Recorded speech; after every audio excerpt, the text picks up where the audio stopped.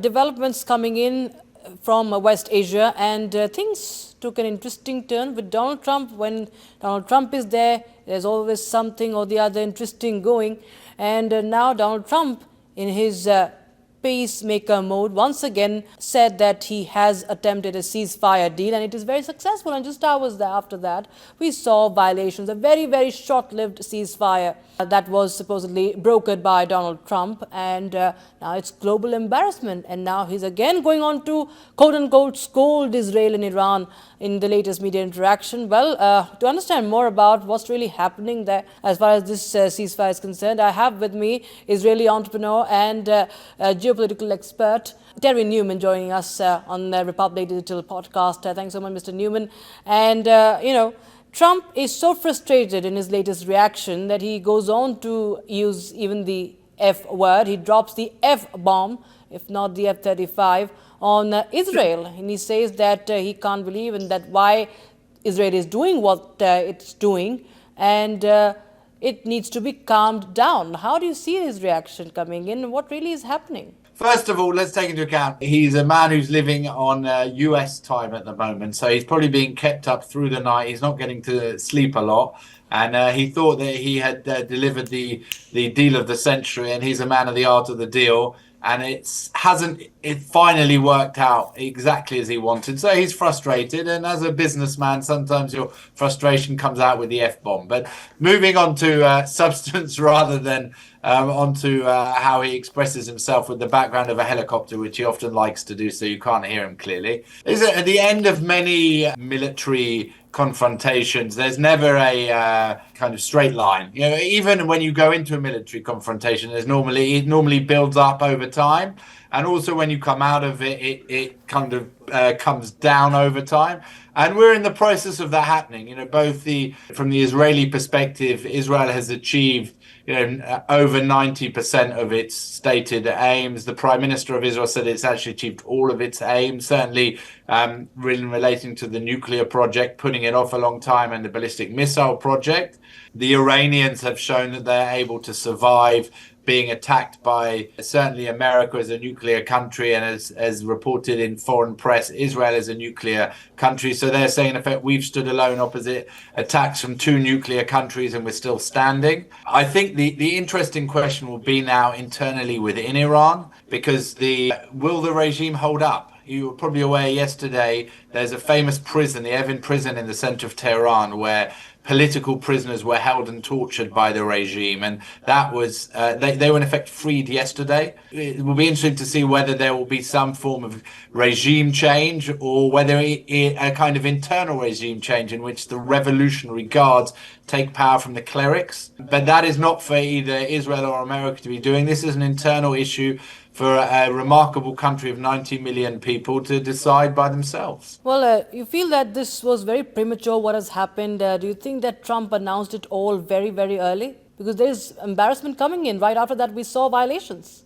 I think it's a bit harsh to say embarrassment for Donald Trump. I think, first of all, Donald Trump acts from an American perspective, right? He's got to look after the whole MAGA, make America great again and America first. He's posturing not just to Iran, he's posturing to Russia, he's posturing to China, saying that when I think that there is a real long-term threat to the safety of the American people, I will act. And, the big concern was that the Iranians would get some sort of dirty bomb, a small atomic bomb out, give it to the Houthis or to Al-Qaeda affiliates. They would go and do something in New York. And then, especially if they've housed Al-Qaeda before in Iran.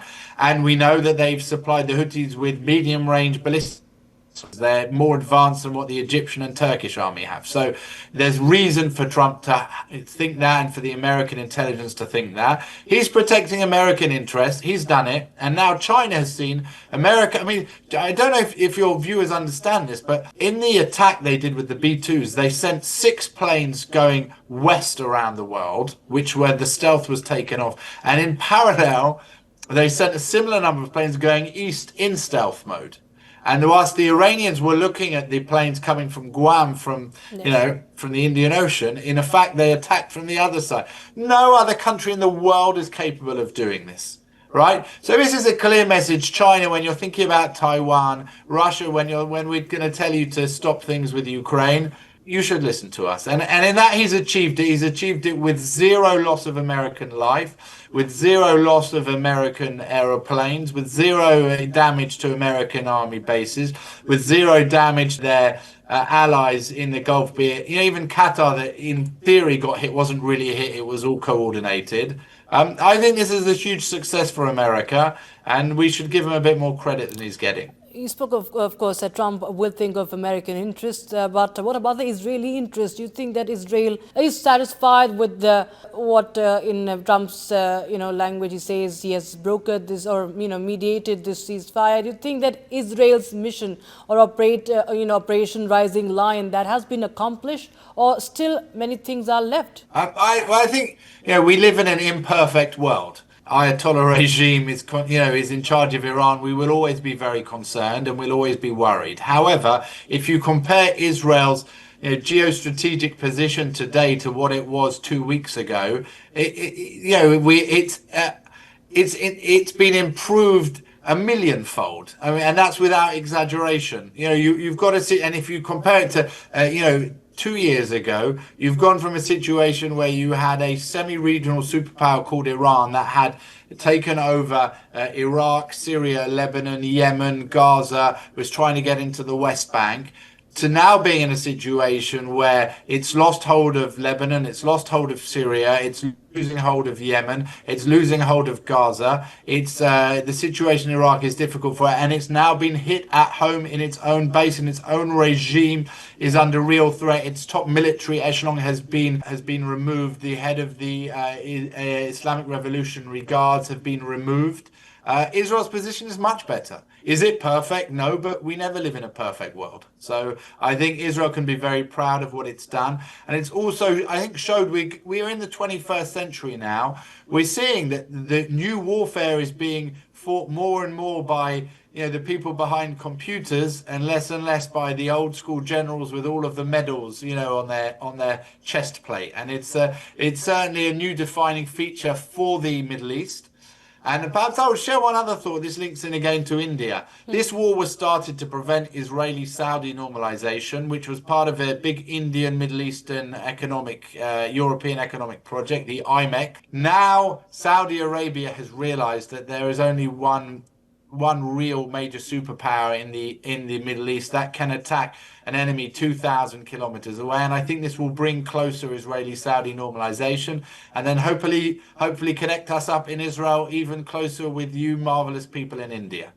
Well, of course, India has been making it very clear that it too wants, a peace in West Asia, and that talks and dialogue are the way forward. But the fact that when all the Western powers talk about the Iranian regime and the threat posed by the Iranian regime, the fact that it's the same people, if it's the same Ayatollah Khamenei there are many speculations, many experts who say that there might be damage done to the nuclear facilities, but what if it seeks help somewhere from some or the other country again and tries to again continue with its nuclear program and maybe get more help and achieve its own goals? I mean, that's an excellent question, and it's a good point. And the argument can be made that now they've seen how fragile their defenses are. It will make them rush even faster to a nuclear weapon. I think that Iran was rushing to a nuclear weapon before this. They saw that Assad had fallen in the north and Hezbollah had fallen in the north, so they had to get a nuclear weapon to protect themselves. The nuclear program has definitely been set back. Tens of nuclear scientists have been killed. Fordo has definitely been damaged. Isfahan has been damaged. Natanz has been damaged. So we're in a much better place than we were. We're not in a perfect place, but the world's attention on it. And if you take the Western powers, look at Europe. 2 weeks ago, everyone was just saying we should appease Iran because the cost of doing anything is too high. Now, even the European position has changed, saying Iran should not be allowed to enrich any uranium on its soil. That's a major change. It took political and military guts in order to change that position in Europe. And I think China and Russia are looking very, very carefully at this. And if I was sitting in India at the moment, I would be very proud to be part of the Western democratic family. Absolutely. And, finally, I would like to ask you that what do you think is the status right now? You think that the escalations are not really imminent at the moment? Do you think the aggression is right now going to cool down? Maybe in the next 24 to 48 hours, are we not going to hear of strikes? Everybody is trying to get the final victory picture. Yeah. They want to be the last one that lays the strike. I think that we have to be mature enough to actually look at the bigger picture and say anybody who has any military or political understanding realizes that Israel and the United States has laid incredible blows on the Iranian regime. But we still have to be wary. These are very important days, very important moments, and often ceasefires collapse. It will, if the regime suddenly fears that it will collapse internally, it may try and reach out. And the only place where it can hit now is Israel because of its non-aggression pacts with the Gulf countries. So Israel has to be on high alert. Israel is on high alert.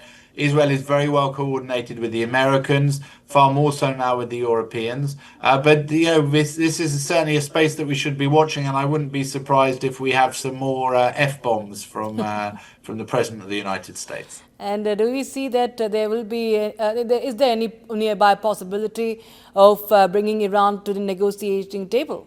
Well, Iran will have to come to the negotiation table. Then the question is, I assume they will come demanding the relief from sanctions. And from the Western side, we will be demanding, first of all, to know the whereabouts of this 400 kilograms of enriched uranium that's been enriched to about 60%. And also what safeguards we have against them running for a bomb again. And that will be the contours of the discussion. That will be led by America. Israel has done its bit to protect itself and protect Western society. And actually also the Middle East. And quietly, as I'm sure you're aware, many Middle Eastern countries are saying thank you. But America has to lead certainly that bit of the negotiations from here on.